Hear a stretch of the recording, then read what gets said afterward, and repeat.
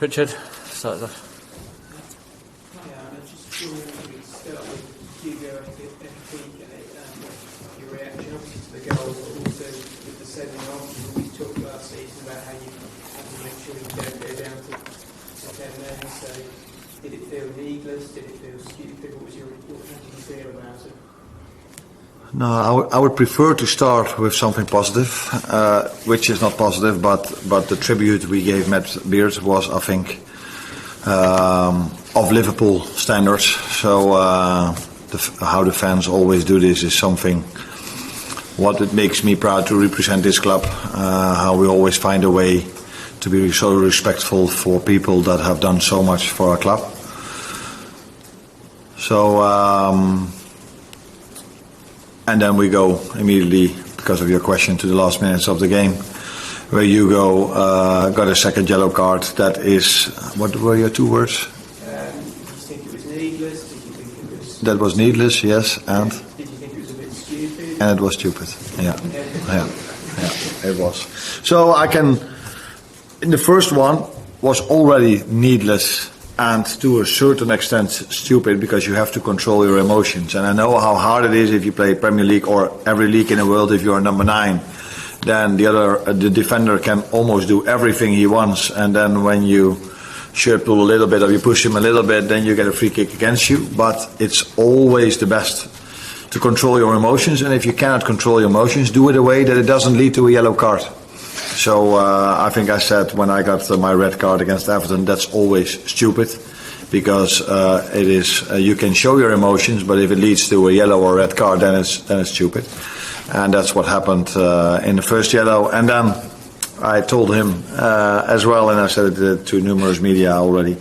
If you score in the Champions League final in the 87th minute after outplaying 3 players and hitting it in the top corner, I can maybe understand that you say like, this is all about me, what did I do? But I'm old-fashioned, I'm 47 and old maybe, and I haven't played on this level, but I did score a few goals, and if I would have scored a goal like this, I would have turned around and walked up to, in this situation, Federico Chiesa and say, this goal is all about you, this is not about me.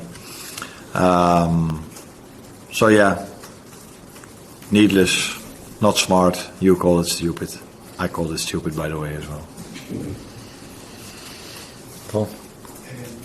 How's Leone? Yeah. How's Leone? Of course, he's down. Is down the way to say it? Yeah.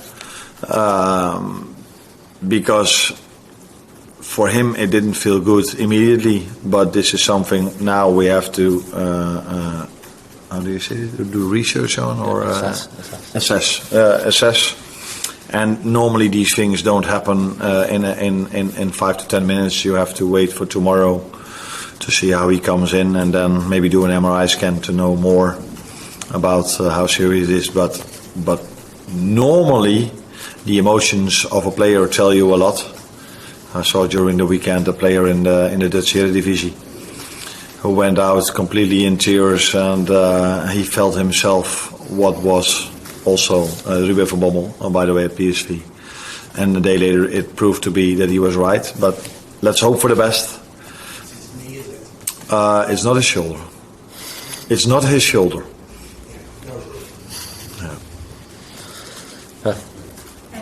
You mentioned Federico and his involvement in that second goal, the second half tonight. He was everywhere really throughout the team on the pitch. What do you make of his involvement? I think what you want to see. So I can accept completely that a team that plays for the first time together, players that haven't played for a long time, that they don't play as a team perfect. But what I always want to see is players that try, that work hard. So I said at half time, for me it's completely not a coincidence that Federico picked the ball and assisted on the first, because he was the one, in my opinion, that was most involved in the game, tried the most, worked the hardest, and then it wasn't a coincidence again that he was the man that made a deep run. Great ball by Robbo, by the way, who also has won so much at this club and also understands how to play this game. Not underestimated, just always be ready to play, and that's also the way to get yourself either back in the team or get as much playing minutes as you want. That's why I was happy with a few individual performances, but far from happy from a few other individual performances. Can you elaborate on, I think you were far from happy with? No, but I think these players, who I mean, I think they know already. Chris? Alexander to get that first goal. Yeah, it's nice because it's only 6 or 7 days ago when he made his debut.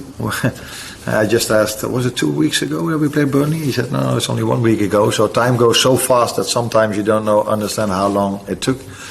But we got him not in the best circumstances in terms of match fitness.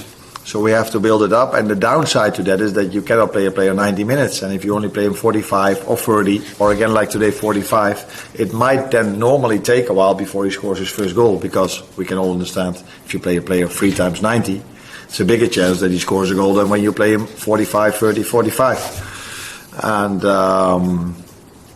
he's the British record signing, and there's hardly anyone talks about this, so maybe it's smart for me to talk about this. So there will be then pressure on if it takes a while before he scores a goal, because he's the record British signing. No one says this, so I repeat it.